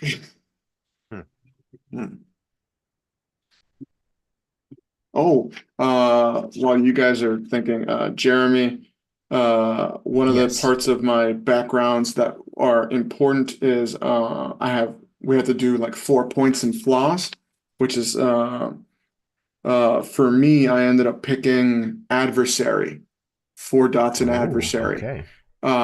I've been in Chicago for a minute, so what that means is I have a very high level adversary in the area. That you can what is this attached to? Is that fame or influence? I can't remember. Fame. Let's see. Fame. Or allies, I think. Adversary is out. Hold on. I got the core book right here. Yeah, I'm looking through the core book right now so I can give Jeremy the best rundown. I have some human enemies too. So I put my sire as my 4-dot enemy, and he Jesus. pretty much he found Ooh. out that like the type of thing that he did that I'm doing and that I'm making a name for myself, and he wants to take me back to New Orleans to like kind of like a dog show for type thing. Like, look what he's doing, and he made a name for himself and make himself look better. So Interesting. Okay. Okay. Yeah, so he's been searching for him for a Hmm. while. He just didn't know exactly where I was at. Okay. I don't know why I can't find adversary. Ah, there it Good is. stuff.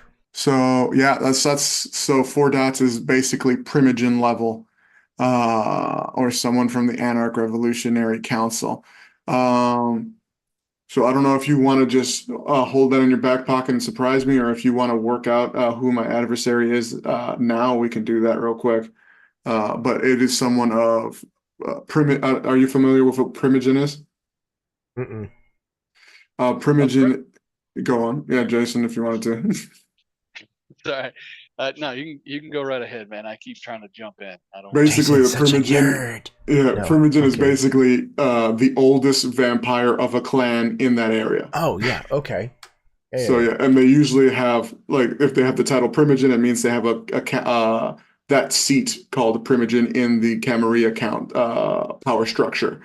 Which so like the prince will be like, I need the Primogens here, and then like the oldest one of each clan that they have is there, which is a bad thing Nice. for me Yeah. to have that as an That's a enemy, but yeah, terrible there we enemy. go. Okay. But That's it fantastic, it though. is interesting considering how often the cam uses me for stuff that Right. enough of the people there like me enough to keep around. Well, I mean, yeah, you're definitely like you're the black ops. You're the you're The the trash man. you're the garbage Yeah. disposal. Nobody wants you in the room necessarily, but you're necessary. Yeah, but I have the incinerator, so yeah. Exactly. Okay. Interesting. And I have a 1 dot human enemy, like a human gang, human group, or Okay. whatever. But since I'm essentially look like a homeless person all the time, like whenever you see me outside, I'm just literally on the side of the road. That's how I lived in Yo, Paris for a while. So I figured it was like a street, like maybe someone tried to rob me and I didn't let them. And so now they have beef with me, but Hmm. it's nothing crazy and they're nobody to really worry about. But they could certainly Mm-hmm. get in my way at some point if they were to spot me at an inconvenient time. Okay. I just came to my head based off your backstory, Rory. You can obviously shut it down, whatever. But what if it's someone who has been trying to like a history buff who's been trying to track down like the theft of the royal jewels, right? And through their research and stuff like that, they kind of tracked you down and they've been like following you from state to state or whatever you've been going to, come popping up as a nuisance. If so, they would even be like less of a nuisance than the homeless gang because like nobody would believe them. They've Yeah, obviously crazy. The yeah. jewels were stolen 250 years ago. What are you talking about, you madman? Yeah, just a dude who's constantly like espousing or trying to out you and I, like make me I'll a leave it masquerade breach. I'll leave it up to the storyteller because to be quite honest, I'm not sure that my character would necessarily know who's got beef with him, especially if it's a 1 dot. Mm. He may not might even be beneath his notice. Hmm. So, but either of those sound perfectly fine to me. Homeless gang, eccentric, who somehow has realized that I'm the one who stole the French royal jewels in 1792. That would be interesting. That's the one dude. It's like the guy. It's like in Queen of the Damned, like the guy who figured out who Marius was. Like no one believed him. It's crazy, but he just knows. And then at the end, the Mhm. Marius comes and kills him. But that's a whole different thing. because Marius was a badass. Marius was a badass. By the way, Jose, thanks for those videos you linked me. They were very cool, very informative about the Anne Rice novels. You're welcome. Yeah. Ed Rice's mythos of vampire is definitely that's like the pinnacle of how vampires are portrayed in media as far as I'm concerned. Yeah, I bounced off the books, but yeah, those the synopsises, I usually do good with synopsises, and that was helpful Hmm. for me. I was reading Queen of the Damned in high school, and it's a big old book.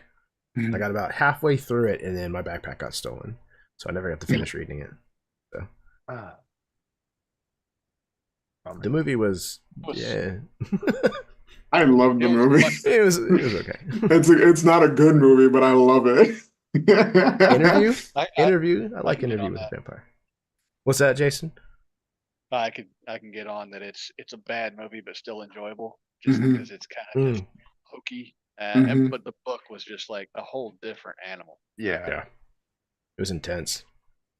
Yeah. The music stuff threw me off in that one. What? Mm. Yeah, just the taking up a lot of the plot line. Yeah. Not in necessarily that it's bad, but just I wanted a lot more Mhm. of the history lore and a little bit less of the Lestat being a fancy Rockstar. pants. Okay, so I think I've spent what I'm going to spend as far as experience points goes in my own backgrounds. I'm left with 4 points that I would throw into a pool for coterie points if you guys want to. Yeah, I don't. Uh, I'll be straight with you. I wouldn't put anything into the coterie pool. I'm not interested in upgrading the coterie thing any further than we have already. So if you've got something to spend it on, I would suggest spending it. Yeah, I think since it's a short game, the best thing would be feeding. Everything else doesn't really matter. Like if it was a longer game, it would definitely, better security and things like that.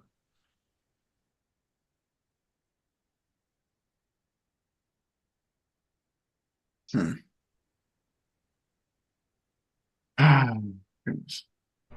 Awesome. I would like to spend 2 of it though for a clan or for a coterie merit called Kindred Legacies. Okay. It's Oh, I forgot Venture's about coterie merits. Oh, Yeah. damn. I forgot Yeah. about that. The Gangrel one's really good. It's Shoot. if you attack the same enemy, everybody gets like an extra dice on it, something like that. Yeah. By the way, Jason and anyone watching, coterie merits are the same thing as merits for a character, but instead they're merit that are basically universally shared amongst the coterie. What's the one you were thinking of, Jason? I'm sorry. Oh no, you're fine, man. This is a Venture specific one. It's found in the player's guide on page 189. It's called Kindred Legacies. I'll just read a synopsis real quick. For some blue bloods, this emerges via written histories, while others may have certain sires or scholars among their acquaintances. It manifests once per session. A member of the coterie with a venture who has this merit may ask a storyteller to reveal a piece of relevant information about the history of a single vampire with whom they've had contact. Hmm. So I can use my status as a venture to gain intel, probably on our quarry. I like that. That sets us up very well in the story mode too. So that's a great use of 2 points, I'd say. Cool, I'm writing that down. Yeah, and since I have that Word document with the other stats, I might as well write that down as well. Sorry, can you just repeat the name of it again? It is called Kindred Legacies. Kindred Legacies, If you want to mark where you find it for like reference purposes, it's in the player's guide. It's PG 189.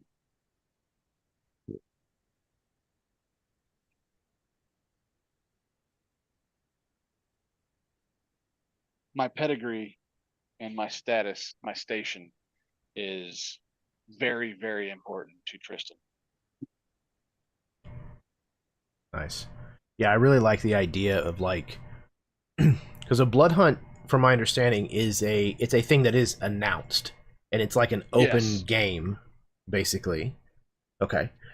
So it makes really good sense that you, Tristan, might have even caught wind that this was going to be handed down, or something, and you went and played Magnificent Seven or Magnificent Four, whatever, and kind of put together your little band of people to try to get a head start on this blood hunt. Yeah. Yeah, that's pretty much what's going on in my head with this. Is Yeah. I have assembled these guys here, they're back in town. And I saw the opportunity to recruit them for this, for the promise of something. I haven't really worked that part out yet, but there's something in it for y'all to be that, like, I know we've known each other and worked together for decades, but it doesn't mean like you want to go risk your fucking unlife Mm-hmm. because I asked you to. For what I have planned, and I don't want to tip my hand yet, but I think by the time that we get the questionnaires and all that kind of stuff also answered, by the time that we sit down to play session 1, I think there will be a very compelling reason for everybody to be involved. Okay. I will Cool. jump out and say, because I know it's a little out of the Kindred norm, but for a blood hunt, Renée is not in the running for diablerizing anybody. Too lazy, too perfectly fine as an ancillary, not looking to level up potencies. I mean, when it happens, it happens, but diablery is not something that he's seeking. So just wanted to put that out there in case that I don't want to make anything difficult. I don't think it will, but you know, just so you know.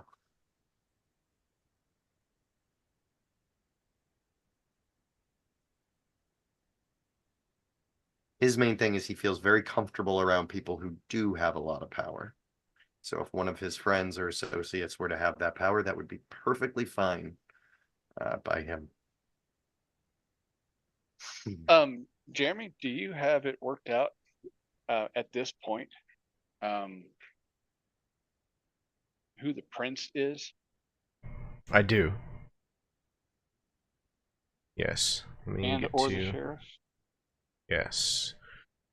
The prince.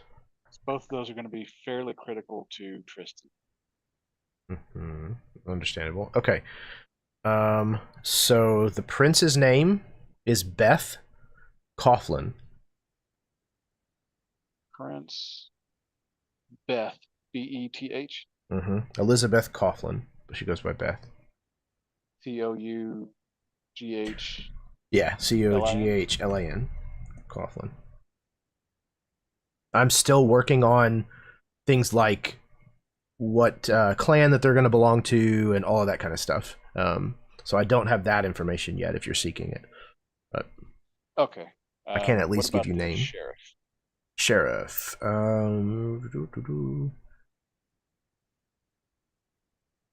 Okay.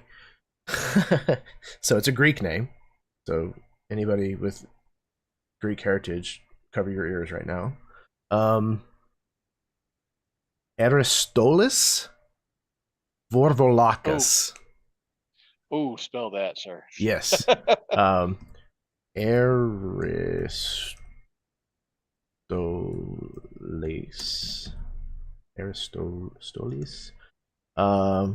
Vorvolakis. He goes by 5 keys. 5 keys? 5 keys. He's been around since the Prohibition mob days. Oh, me too.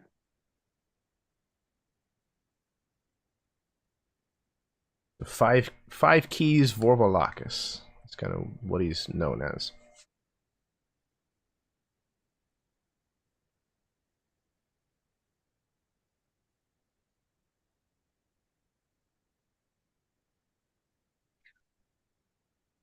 And then I have the Seneschal as well. Oh, I'll take that. If that matters. Okay. The Seneschal is Oliver Irving Hardin. Oliver Irving Hardin. Hardin. Like President Hardin?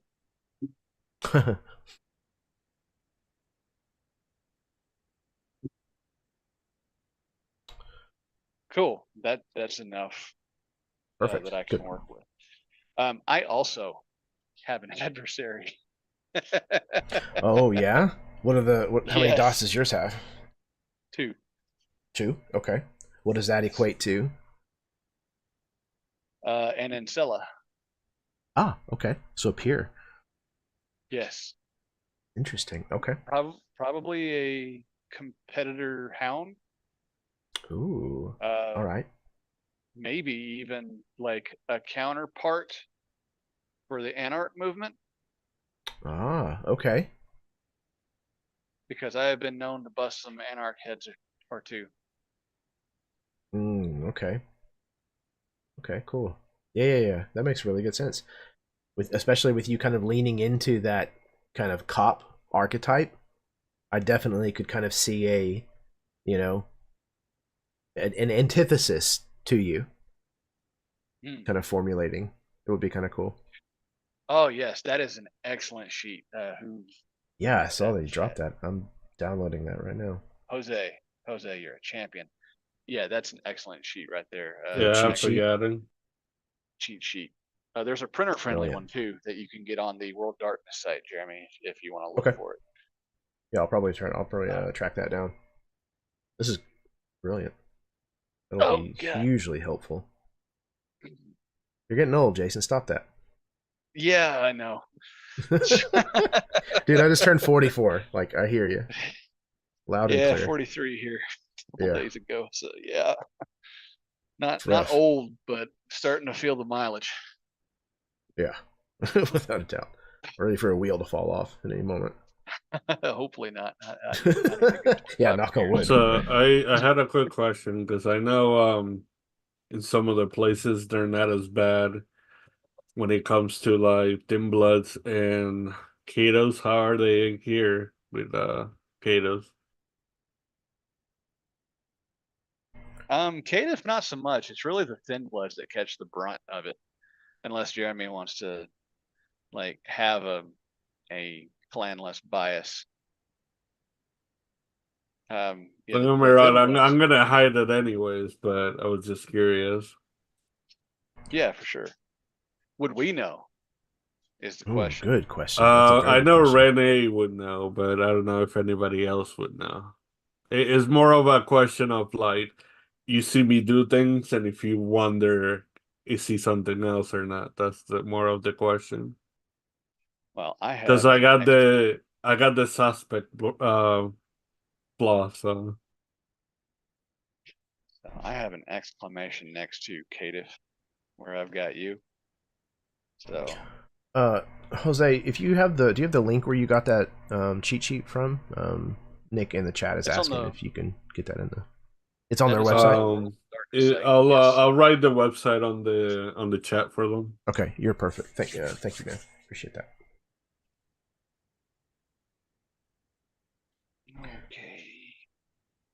Okay. Cool. Oh, it has been 2 hours already. Holy hell! Yeah, it flies, doesn't it? No joke. Yeah, I was thinking about an hour or two is probably about what it would run. Is there anything else that's crucial that we touch on before we call it a night? I'm sure there's other stuff that we'll bring up, in our chat, and there'll be questions that I'll have for y'all and all that in addition. I have to just work out the details of like backgrounds and shit, like who is my adversary, that kind of thing. If I have any ghouls. Wait, Oh I yeah. have ghouls? How do you determine that kind of stuff? Ghouls, Retainers. thralls, all that kind of stuff. You spend points on it, or Merits. Yeah, it's a okay. merit background where you take a point in retainer, and that will give you a ghoul. I do have 1 point in it, so I will work that out. Yeah, what I assume Hell from yeah, okay. games is that some storytellers do that.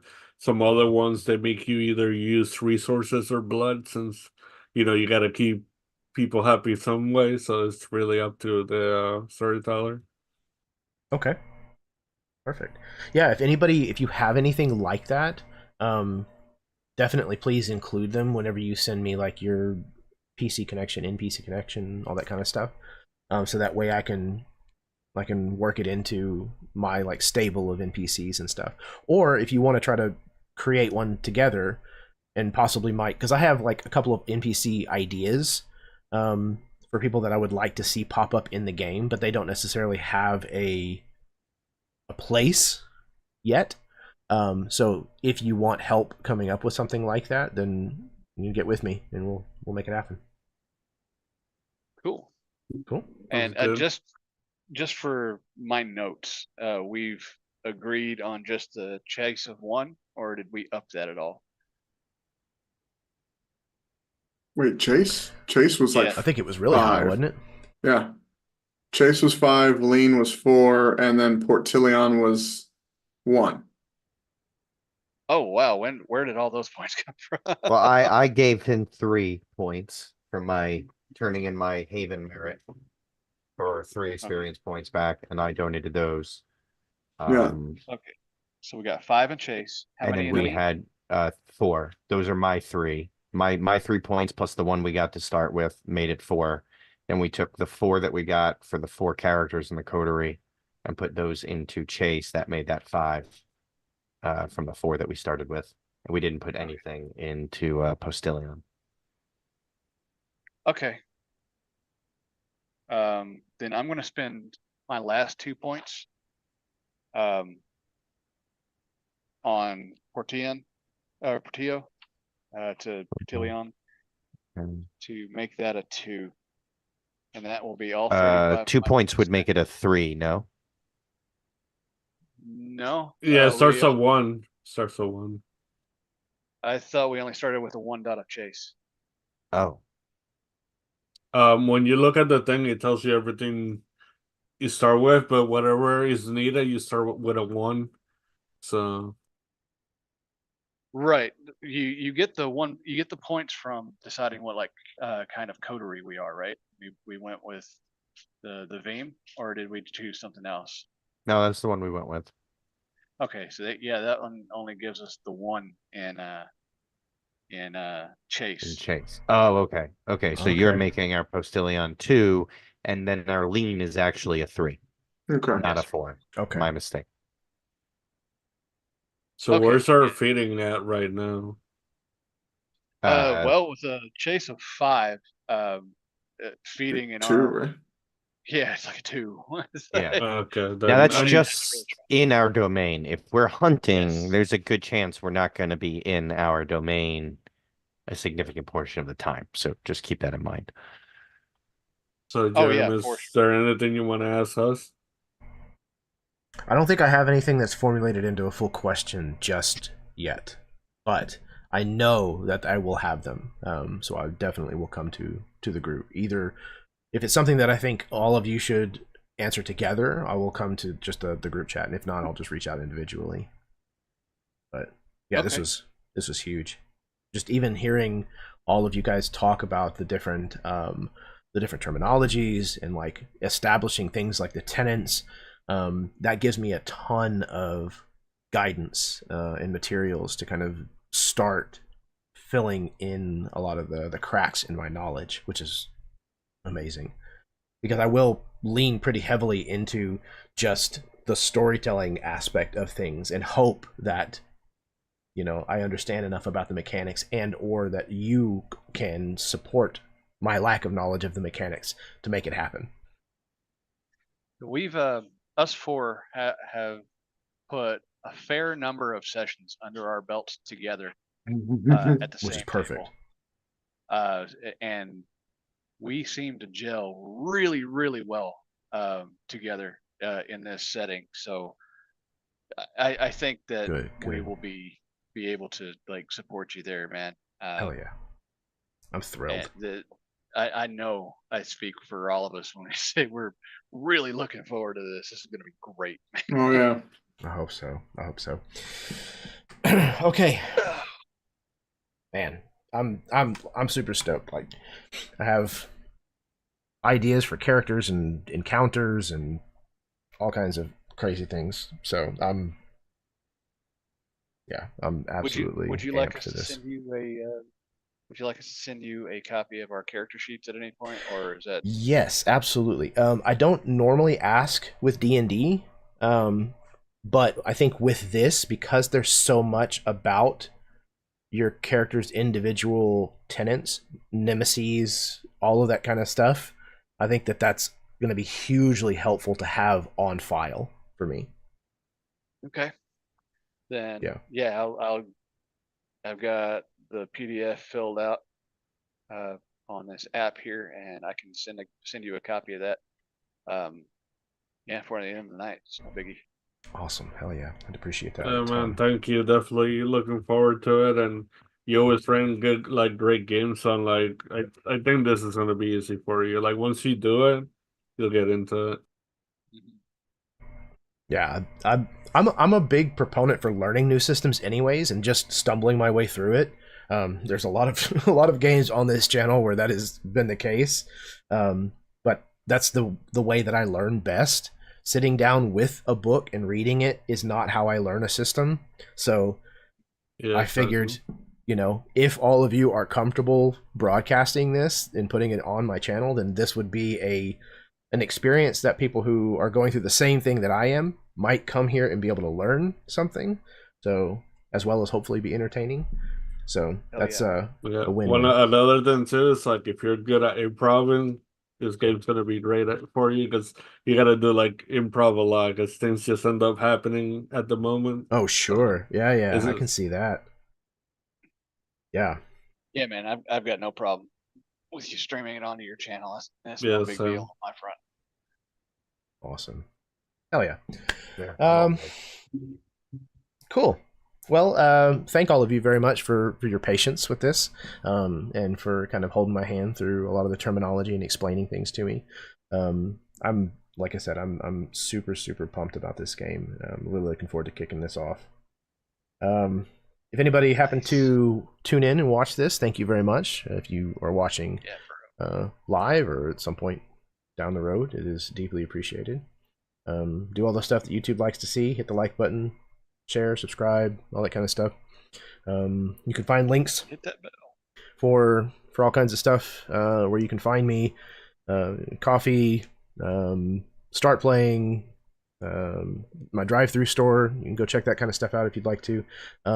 If any of you players have links to channels or whatever that you have going that is not already included, please let me know, and I'll make sure to put that into the description for the video, or you can have it. It'll be there for all of the rest of the sessions throughout this campaign. When is session 1? Nick is asking. I don't know yet. It has not been put in the books yet. But my guess is April at the very earliest. So we'll get with these characters here and figure out what works best for everybody, and put it in the books. So I'll be sending the word out whenever we get closer to go time. So cool. Was there anything that the four of you wanted to throw out there or say before we call it a night? Just one more thank you for running this, man. Really, Oh, truly. dude. I Sincerely. really appreciate it, man. Yeah, Hey, it's thanks. fantastic. Thank you. This is what I love doing. So I'm super happy that y'all reached out and that we're able to put this together and get this going. I'm glad that this is going to be my introduction to this system. It'll make me very happy. It's going to raise the bar high, but okay. So what else? Oh, kindness is a free action. That's what I try to close with pretty much every single time. It doesn't cost you anything to be kind to someone, and the world in the state that it is in needs a lot more kindness in it. So if you being kind costs you nothing, and it could possibly make all of the difference in the world for somebody, it could make their day, their week, their month, their year. You have no idea how much it could mean to them, and it's free for you to give. Why would you not just simply be kind? The world needs to